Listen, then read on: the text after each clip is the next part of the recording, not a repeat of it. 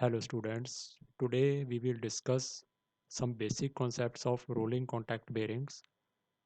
So in rolling contact bearings, the contact between bearing surfaces is rolling instead of sliding as in sliding contact bearings. So what happens is that in sliding contact bearings, the friction between journal and bearing is very high. Due to that friction, there is a lot of power loss and a lot of heat is produced. To avoid this kind of situation, we use rolling contact bearings because in rolling contact bearings, the friction between journal and bearing is very less because the sliding friction is converted into rolling friction. So the advantage of rolling contact bearing over a sliding bearing is that it has low starting friction. So at the starting, the friction is very low. Therefore, it is also called anti-friction bearings. What are the advantages of rolling contact bearing over sliding contact bearing? Very important points. Low starting and running friction. So one of the major advantages, the friction is very less in rolling contact bearing as compared to sliding contact bearings. Second point is accuracy of shaft alignment, low cost of maintenance as no lubrication is required while in service. So as you can see in rolling contact bearing, the friction is very less as compared to sliding contact bearing.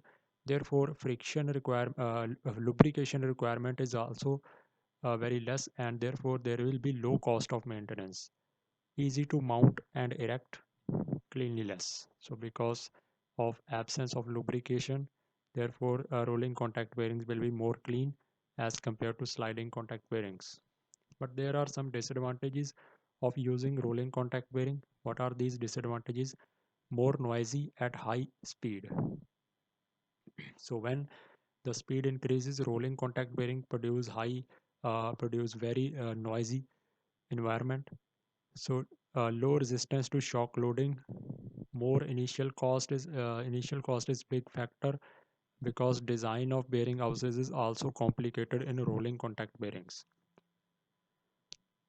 Now some of the important concepts are, that is, first one definition is life of a bearing. What is the life of a bearing? Understand carefully.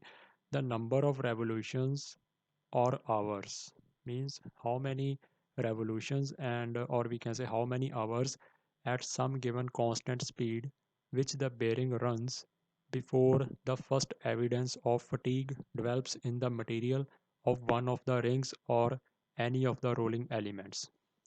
So what is life of a bearing?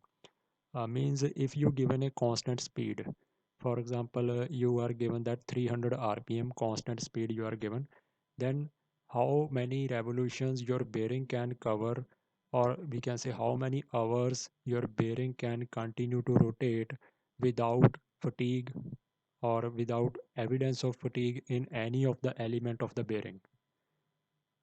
Means how many revolutions or how many hours your bearing can run at a constant speed without developing fatigue in any of the rings, that is outer ring, inner ring, or any of the rolling element, means any of the ball.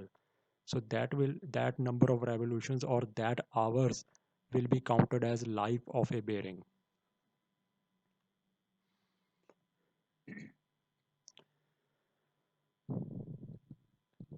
After the life of a bearing, there is another term which is called rating life. So what is rating life? Rating life of a group of apparently identical ball or roller bearing is defined as number of revolutions or hours at some given constant speed that 90% of the group of the bearings will complete before first evidence of fatigue develops.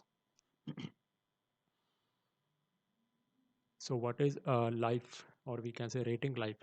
So for example, you have 100 number of roller bearings, means 1 to 100, you have a total 100 roller bearings, and you are running them at a constant speed. For example, say 300 rpm, you have 100 bearings and they are running at constant speed of 300 rpm.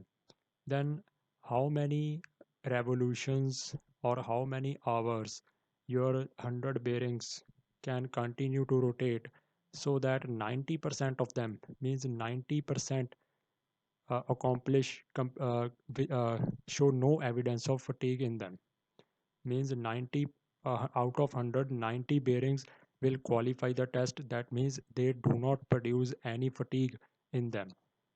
So that life will be called rating life. So again, I will tell you that it is about the group of identical ball bearings. Means if you have 100 bearings in a row and out of 190 bearings qualify the test, means they do not develop any fatigue, how many revolutions or how many hours they can continue to run at a constant speed. Means 10% of the group may fail due to fatigue. So means out of 100, 10 bearings will be failed, but your 90 bearings will be passed and they qualify the test. So in that test, how many hours or how many revolutions your bearings rotate, that will be called rating life.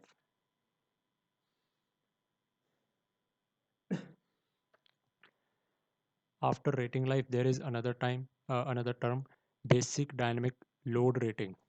The basic dynamic load rating is defined as the constant stationary radial load or constant axial load which a group of apparently identical bearings with stationary outer ring can endure for a rating life of 1 million revolutions with only 10% fatigue, 10% failure.